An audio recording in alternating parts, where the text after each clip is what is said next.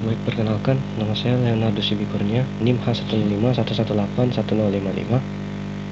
Pada saat ini saya akan mempresentasikan tugas 1 robotika tentang sensor.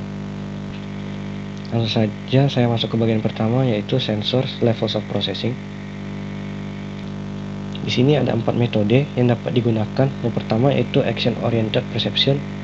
Di sini robot dapat menggunakan pengetahuannya tentang tugas yang diberikannya untuk sebagai patokan untuk apa yang akan dilakukannya sesuai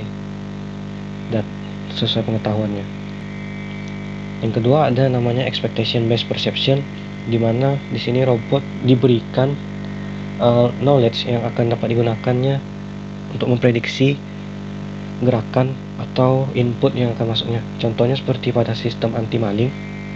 Di sini yang dideteksi robot atau sensor bukanlah malingnya, tetapi pergerakan itu sendiri.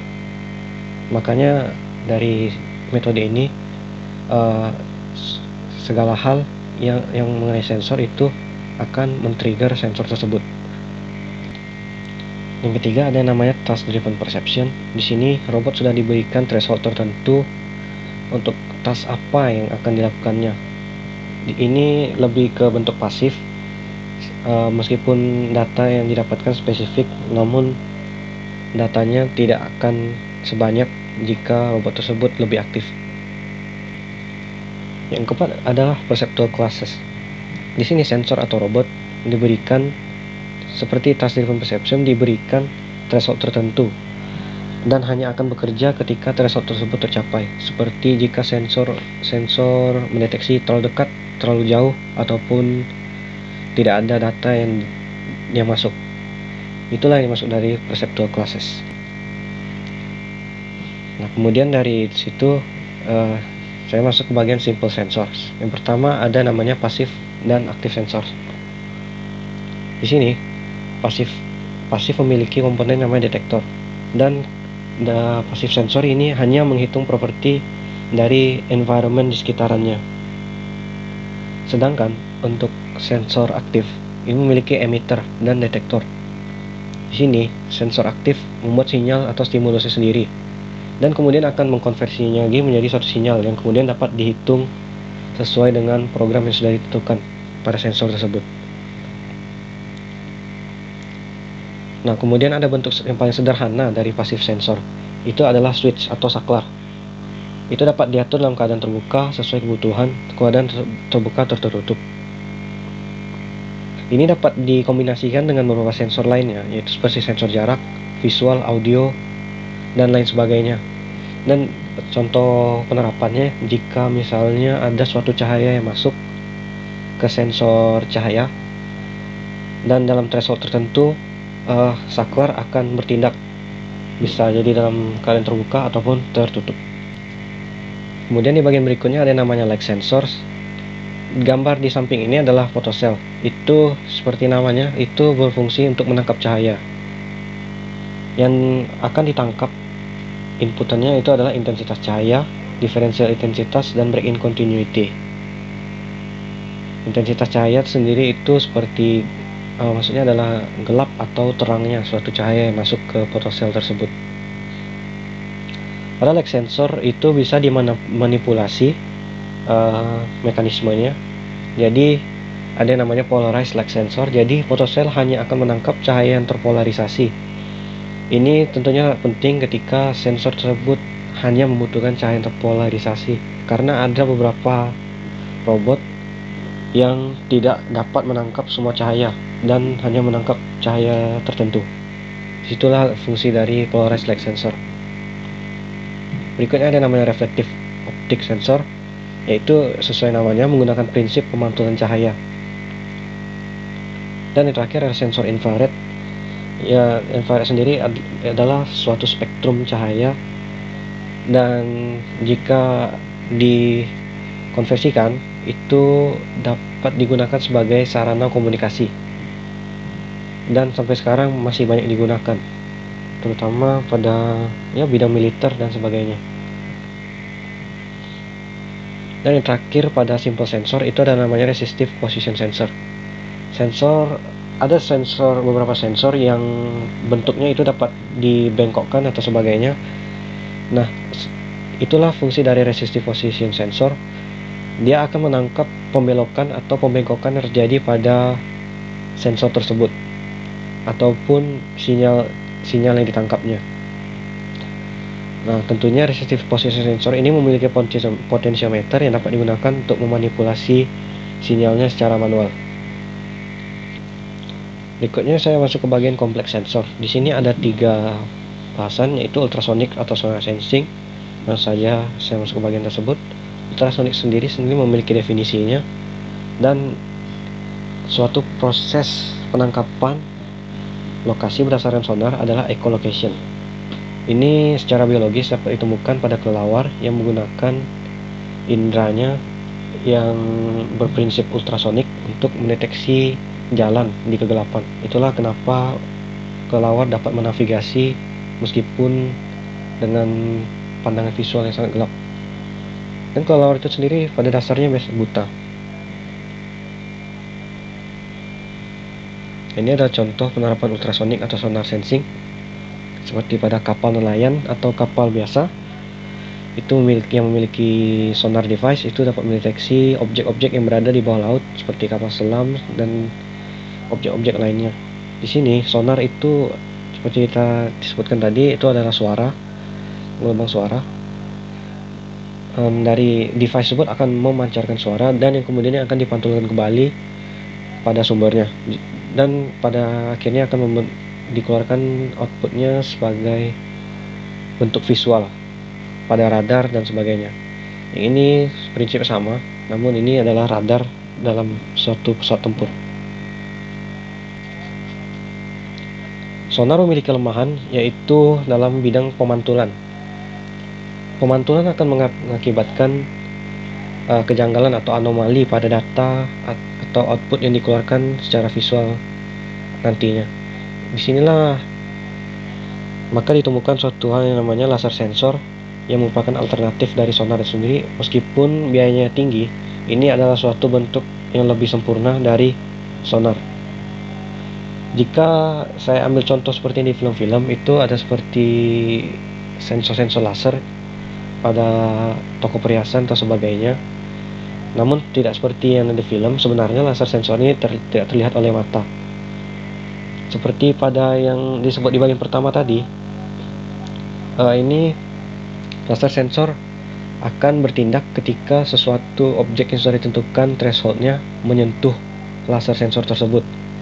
Dan begitulah bagaimana sensor anti maling bekerja. Itulah kenapa meskipun bukan maling yang mengenai sensor tersebut, device tersebut tetap mengeluarkan suara alarm. Kemudian bagian terakhir ada yang namanya visual sensor. Pada manusia sendiri kita memiliki mata, dan itu termasuk bagian dari visual sensor. Ada 3 pertanyaan penting ketika kita membahas visual sensor. What is that?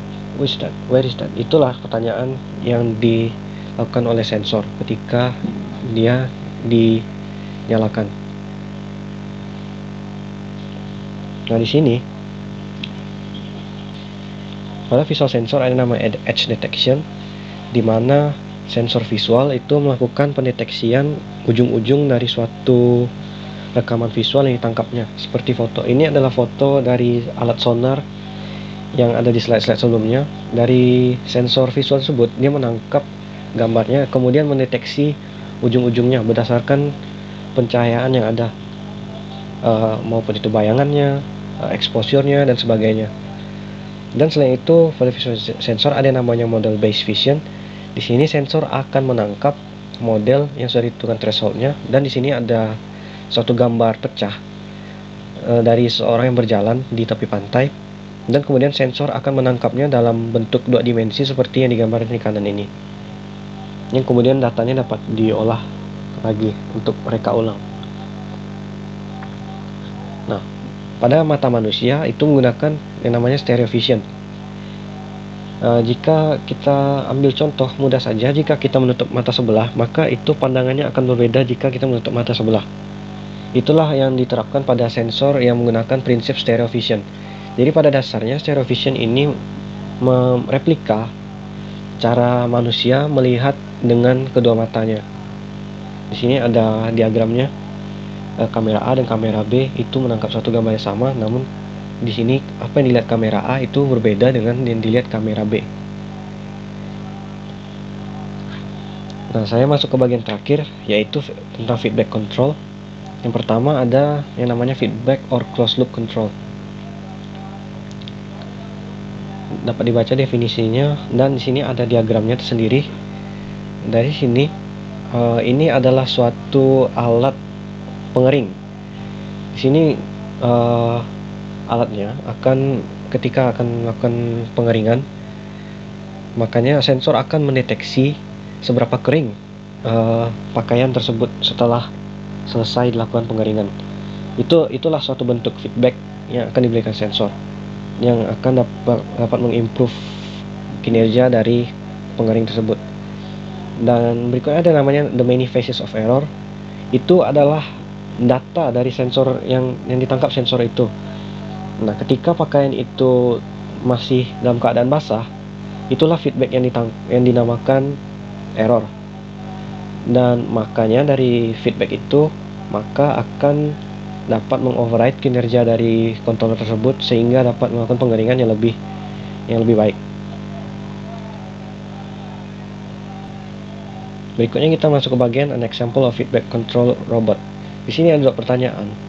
Bagaimana kita menulis controller untuk robot yang berjalan di dinding menggunakan feedback control? Nah, di sini ada pseudocode-nya. If distance to wall is in the right range, then keep going. If distance to wall is larger than desired, then turn toward the wall, or else turn away from the wall. Ini adalah pseudocode-nya. Namun dengan itu muncul pertanyaan lagi, sensor apa yang dapat digunakan untuk robot tersebut dan informasi apa yang akan mereka berikan. Disitulah maka ada lagi keluar pseudocode yang kedua, yaitu if distance to wall is exactly as desired, then keep going. If distance to wall is larger than desired, then turn by 45 degrees toward the wall, else turn by 45 degrees away from the wall. Ini adalah pseudocode-nya dan dapat diterapkan sesuai dengan codingan pada device sensor yang digunakan. Pada umumnya biasa C++ ataupun C#. Berikutnya saya akan membahas tentang types of feedback control. Di sini ada 3, proporsional, derivatif, dan integral. Proporsional sendiri adalah bentuk feedback control yang paling basic, dan ia hanya sesuai namanya hanya akan melakukan feedback sesuai proporsinya. Nah, disitulah kekurangannya. Maka ada lagi jenis feedback control yang lain yang namanya derivatif atau turunan. Dari sini dari feedback yang sudah diambil itu akan diturunkan secara matematis sehingga dapat menghasilkan feedback yang lebih baik. Setelah itu ketika ada turunan maka ada juga integral yang dapat lebih mengimprove feedbacknya lebih ke depan lagi. Pada bagian terakhir ada namanya feed forward or open loop control. Nah, sesuai namanya sendiri itu merupakan kebalikan feedback or closed loop control. Tidak seperti yang pada closed loop control.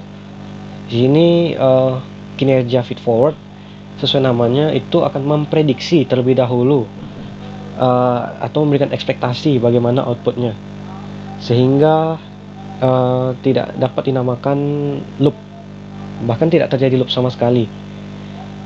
Maka dengan prinsip ini sangat jarang pada robotika itu menggunakan prinsip ini, sangat jarang sekali, dan lebih ke menggunakan feedback atau closed loop control. Nah, sekian presentasi dari saya. Terima kasih atas perhatiannya.